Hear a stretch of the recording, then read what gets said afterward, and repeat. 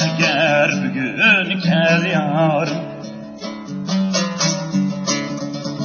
kanlı kelsem bu çırayım yok. Kelsem eğer bugün kel yarım, kanlı kelsem bu çırayım yok. Ömür kanca uzun bulsun,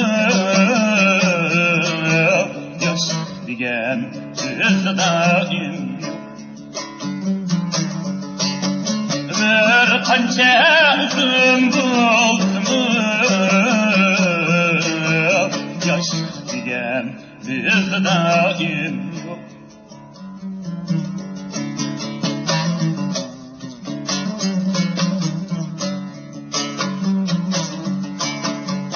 Arası da şikayet sızlanı,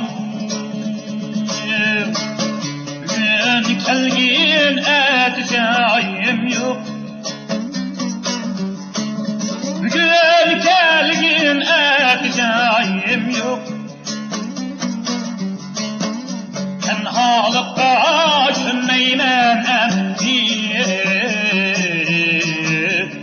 üstüller yandı yarım. Tenhalıkta düşünmeymen diye üstüller yandı yarım yok.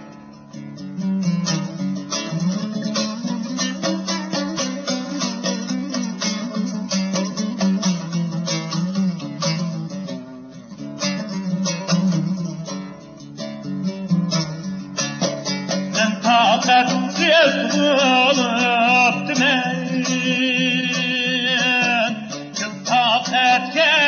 iktidarım yok. Küttakette iktidarım yok.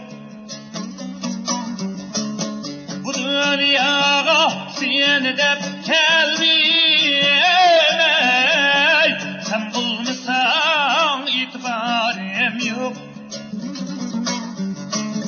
Bu dünyaya sen dep gelmey, sen bulmasan itibarım yok. Kanlı çörek tanar sen mi deyip, sündün özgemen duayım yok. Sündün özgemen duayım yok. Kirmeymen emdi bağlar yalnız, cennet kimi sensiz rayım.